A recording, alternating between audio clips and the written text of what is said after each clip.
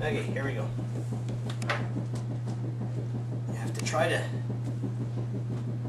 bend it as much as you can, which is extremely hard, and fit it inside here from the top. And a lot of times what you have to do is take your screwdriver and squeeze it in. And you have to be really careful with this, guys, because one slip of your finger and you've got a nice screwdriver right in your fingers. So what I'm going to do right now is I'll let you go. I'll put these seals in, and once I've got them all set up, I'll come back and show you how I put them back together. Alright, see you later.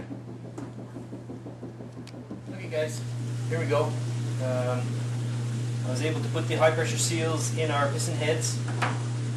My nice little friend here, the pair of pliers. Those high pressure seals are really rigid, so I didn't have much choice but to use pliers. So anyways, here goes. We have to put our piston heads back onto the rods, and unfortunately they're going to be a little bit tighter than what we had on previously because of the high pressure seals. So this one here, obviously it's easier because it was the one that was on there before, so it'll come on or install itself much easier than the first two. So what I'm going to do with the first two is I'm going to take a little rubber on my other pair of pliers and gently tap the other two onto the piston.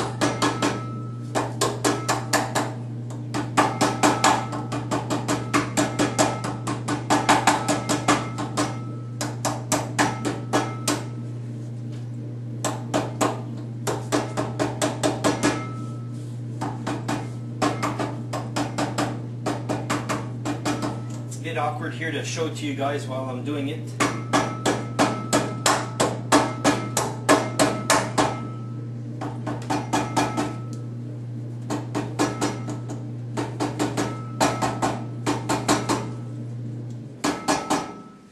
Okay, now the other parts I have to do is also inside the pump itself.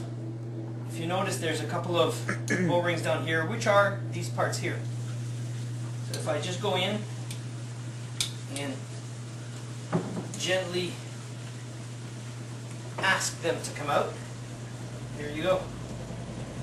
Inside that part is your large black ring, the large orange ring, and the smaller black ring in the back.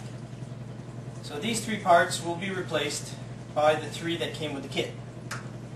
These three here. So what I'll start by doing is putting this one here, the small black one, all the way in the bottom. The orange one, sit it on top of the black one. Push it down. Then put this black one, the big one, over top of the orange. So now these pieces will be changed, ready to fit inside your ring here. So I'll go about and change the other two with their respective parts. There we go. 1, 2, 3 again. Change both these.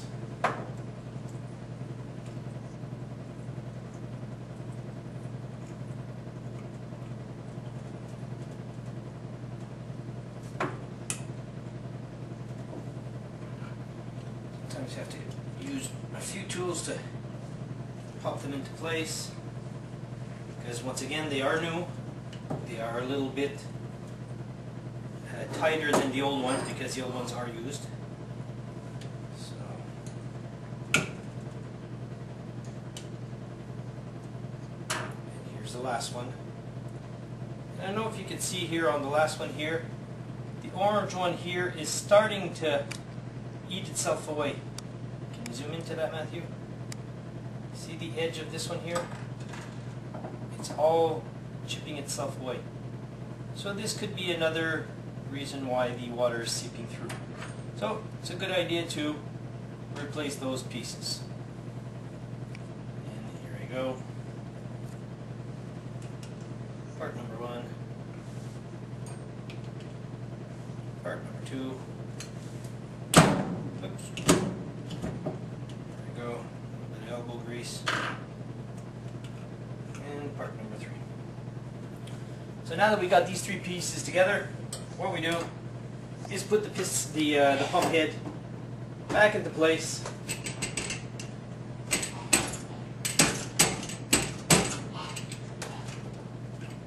And slowly start putting your screws back in. So I'll come back to you later once I have the screws back in and I have everything together. See you later. Hey guys, I'm putting the bolts back into the pump head. Just one thing I'd like to let you guys know, it's always a good idea to put opposite end screws in at the beginning and start tightening them one by one, and kind of tighten it in a way where your head is going to wobble back and forth so that everything tightens in together. Because if you tighten one side all the way in and you try to force the other one in, it'll actually damage some of the parts. So by doing it slowly, wobbling in, that's where you're going to get your better seal inside the pump. So I've already started it, and I just wanted to make sure that I wanted to let you guys know. So I'm going to keep on tightening each end here one by one, slowly, and wobble the part. I don't know if you could actually see the part of the pump wobble in. I'm just going to take the bottom part here, and you can actually see the pump head move as I turn. So I don't know if you could see, this part here is going to be moving in, and then it loosens the bottom one. Then go to the other side, and then this side falls in, and I'm almost at the end right now. So once I've got that done, I'll tighten all the other screws just to the point where it's just hand tightened, and then one by one, again from the outside screws to the other outside coming in, I'm going to tighten them one by one just so that the seal is done to its best. Here we go, I've just got 2 more to do.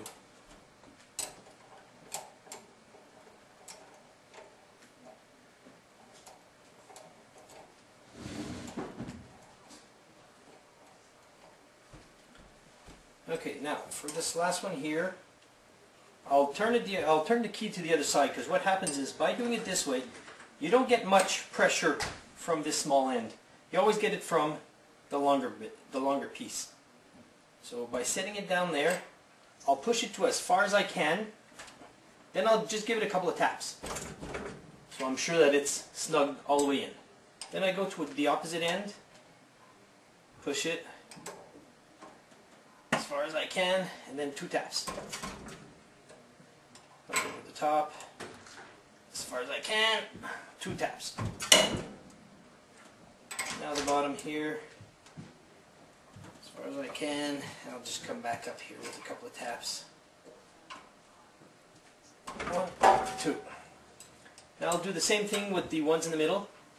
Push it in, 2 taps. Push it in, 2 taps.